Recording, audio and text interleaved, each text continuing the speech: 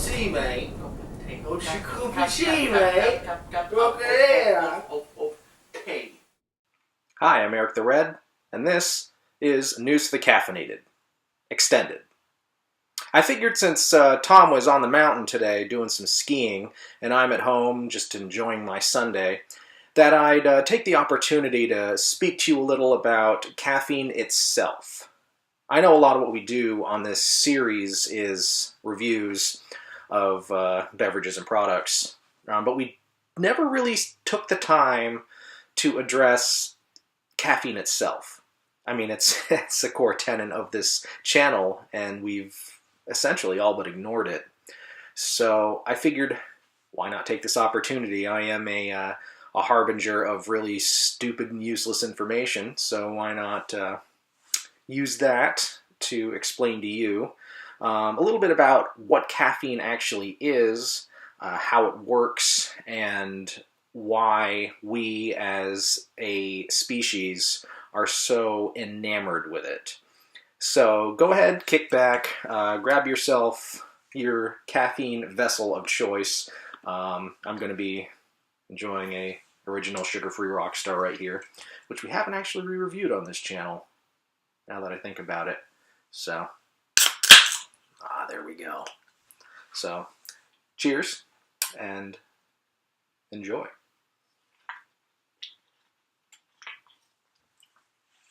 Oh, that'll make your bull run. Also, worth noting, while I'm thinking about it, today is the 4th of December, 2016. And if you're in a region of the country where there is a Shaw's supermarket, you can actually get anything under the Rockstar umbrella of products for $1 a can, which is fantastic. But if you're like me, you go through a lot of it and you are able to purchase a lot, you can actually, if you buy at least 10 cans, you can get them for 77 cents a piece. That is a piece per can, 77 cents. So, wow. So, like I said, if you're near an area of the country where there is a Shaw's supermarket and you like Rockstar like I do, then come on. Come on. 77 cents. Seriously. Oh, man. Okay. So, caffeine. What is it exactly? Well, caffeine is actually a psychoactive substance. First and foremost, we're going to put that out there. Yes, I said psychoactive. It is a stimulant that works on the central nervous system, believe it or not. And it is actually the most widely consumed psychoactive drug on the planet. Yes. Actually, there was a study done in 2005. Forgive me for not knowing off the top of my head who did this study, but in 2005 it was determined from this worldwide poll, 90% of adults polled on the planet consume caffeine daily. Daily. 90%. Yeah. It's not surprising. And it's kind of awesome, actually. You think of all the other stuff out there that people are known to consume that is so incredibly detrimental to their health and well-being. But here we are, 90% of us consuming caffeine, which, yes, there are some detrimental health effects. I'm not gonna breeze over or sugarcoat that. It can be bad for your health, especially if you have conditions with your heart or your circulatory system, or if you're pregnant or nursing, you can, pass those along to your spawn. So, anyway, just ask your doctor if you have any concerns. So, we know what caffeine is now. It is a stimulant in the methylxanthine class of drugs, which is just how they used to classify it. I don't really know beyond that what it actually means. I assume that has something to do with how it affects your brain. So since it does affect your brain, how does it work?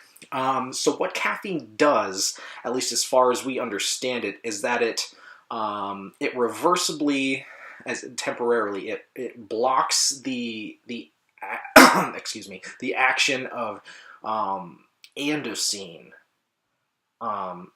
receptors in your brain.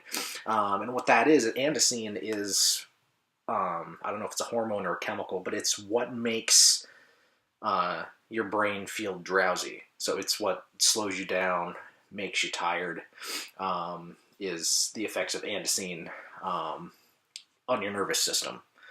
So that's about my understanding of it, and about how I can explain it. I mean, if you're a chemist or an individual with a medical type background and you understand how this works, please let us know in the comments down below. I would love to have this clarified far further. I need to drink more of this. Oh man, that's good. Off subject a bit. I know we talked, me and Rickshaw, a couple of weeks ago about a drink not being up to snuff purely because it did not have that bitter medicinal bite to it, and I was inclined to agree with that. And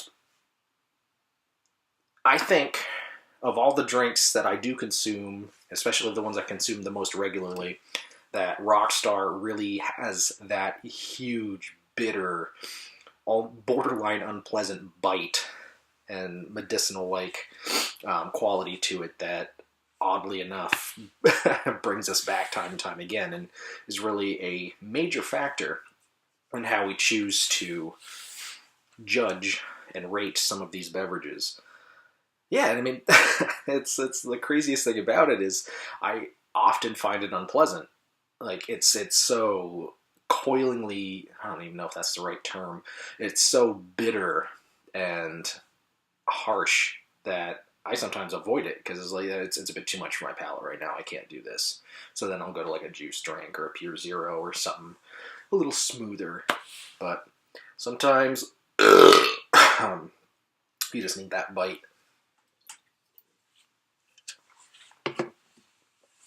It's also supposedly bubblegum flavor. That's how they describe it, and I don't know if it's the bite, but I just don't really taste it. If you think bubblegum, you kind of can, but yeah. Otherwise, I would, if I knew it was bubblegum flavor at the beginning, all those years ago, I probably never would have drank it. Long story there with a operation I had as a kid and getting bubblegum scented anesthesia. Just even 20-something years later, it still turns my stomach sometimes. But anyway, enough about the drink. We are talking about caffeine. And caffeine accessories, I'll tell you what. Okay, so in all seriousness now. I mentioned the health effects of caffeine and some of the detriments it can have, especially if you are one with heart problems or anything like that. But what a lot of people fail to realize is that caffeine actually has some surprising benefits medically, some of which are completely unknown and are just mind-blowing when you think about it. It's not just the effects in the brain of keeping you awake. The most incredible health benefit that I have come across in my research is the fact that caffeine is actually used to treat breathing disorders that can develop in premature infants. It's a bronchopulmonary dysplasia. Yes, which, you know, if they're born prematurely and their lungs aren't fully developed, they can have trouble breathing. But caffeine, and actually caffeine citrate specifically, because of this, has been put on the World Health Organization's list of essential medicines. Now think about that for a second. That bitter alkaline powder that comes in your everyday cup of coffee or your energy drink, that same substance is so essential to saving premature babies and saving these lives that it is on the World Health Organization's list of essential medicines. Does that not blow your mind? That blows my mind. It's absolutely, it's crazy. And then, since we're not all premature infants at this point in our life, it's also being shown to have some positive effects to people who are suffering the effects of Parkinson's disease, believe it or not, which is kind of funny, because you usually think of the caffeine tweaker drinking so much caffeine that, they start getting the shakes. And I mean, I don't want to make fun of anyone with Parkinson's, and I'm trying not to, but the fact that it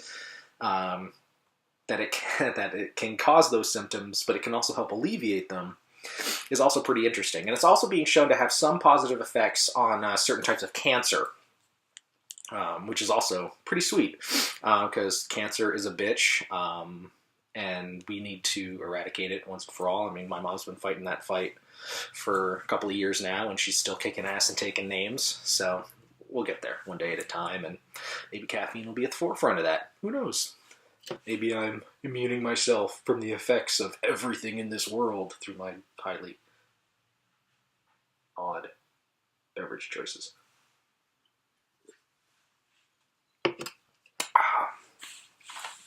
Anyway. So again, back on there are some great things, there are some negative things, and also it is worth noting that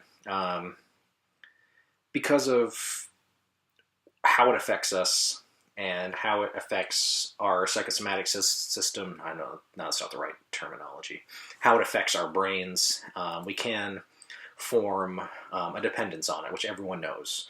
I can't function without caffeine in the morning, blah, blah, blah, don't talk to me until I've had my coffee. And it's accurate. It's 100% accurate. And it does give you the effects of withdrawal if you cut out cold turkey, and it sucks. It sucks. So,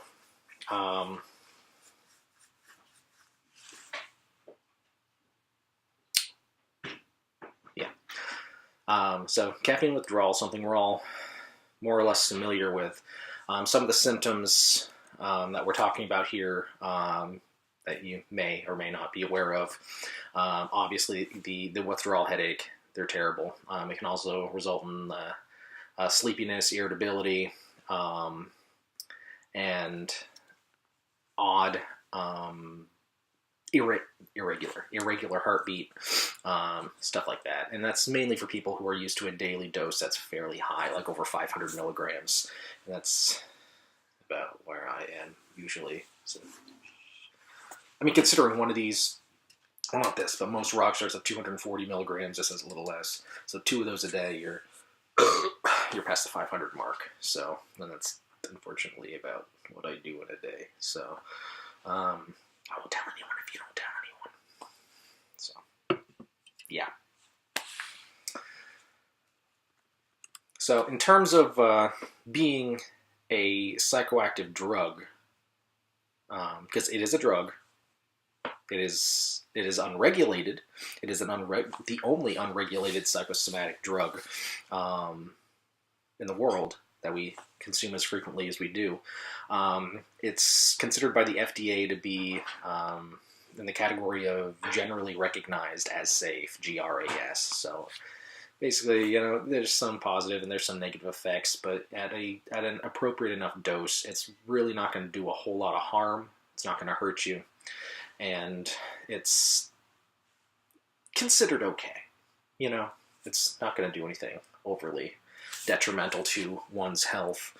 I mean, if you're drinking a whole lot of it and don't really give your body a break, you don't drink a lot of water, I mean, it can lead to dehydration and some nasty stuff like that. But again, it's so unpleasant. It's not something people are going to do that often, I don't think. I mean, there are some of those stupid kids that have made the news for drinking an obscene amount of energy drinks in a short amount of time and really screwing themselves up physically, which is, I mean, that's not a place I want to be in. When I was in high school, we were at least, it yeah, we were kind of smart about it. But of course, when I was in high school, energy drinks, like the whole, the whole market was so brand new, and we were kind of on the forefront of that. We always have been, and that's why it's great. We're continuing with News to the Caffeinated after all these years. That we've been able to stick with it. We see what's new, what doesn't work, and it's fun. It's kind of a rambling rant of a video. It's not really a rant. It's I don't know. I'm kind of having fun. I'm just sitting here drinking a drink and spilling some knowledge on y'all. Another thing worth noting is that there are some athletic organizations that ban the use of caffeine because they consider it a performance-enhancing drug, which I guess in a manner of thinking it is. But it's just interesting to think about, like, when they drug test, they're among the things they're looking for, caffeine is one of them. So it's interesting to consider, at least. Yeah. So I'm kind of at a feeling pretty good right now. So yeah, I think this is a good basic overall introduction to caffeine itself. If you found this interesting in any way, shape, or form, let me know in the comments down below, and maybe I'll do a follow-up video where I go a little more in depth into the biological and psychological effects that caffeine really has on the body, and how it can vary by age and sex and all these other things. There's a whole world of caffeine science out there, and I think it's great. It's super interesting. But then again, I'm a guy that'll sit on the couch and watch. I'll marathon Nova and documentaries because I find it really interesting, and it leads to the fact that I have this wealth of mostly useless information in my head. So yeah, if that's if an advanced caffeine video is something you'd like to see, like I said, let me know in the comments down below. This is a non-conventional episode of News to the Caffeinated, as I said. I'm flying here solo because Tom's on the mountain skiing, but we'll be back with a normal review. We still have that huge backlog of drinks, so we really got to start ramping it up a bit. But we're going to get back on it. This is fun. Still putting the studio together, and every day it's getting better. And this whole process of getting this back rolling, we're what, 3 months into it now? It's been fun. I'm glad we kept it up, and get a little more technology to throw your way in the next couple of videos as well. So yeah, a lot of cool stuff to look forward to, and I hope you enjoyed this video. If you did like it, go ahead and give me the thumbs up so I know that you did like it. If you didn't, and you'd rather I didn't do these videos, or we stuck to reviews or whatnot, there's another button there that you're free as an individual on the internet to utilize. If you have suggestions for drinks, or if you go back to our stockpile video and see something that you'd really like us to do, just let us know in the comments down below. Make sure to visit us on Facebook. We put most of our information there. It's facebook.com/newsforthecaffeinated. I am EricTheReDD. Rickshaw Tom will be back with us next time. But for now, this has been fun. This has been News to the Caffeinated. And I'll see you later. Bye.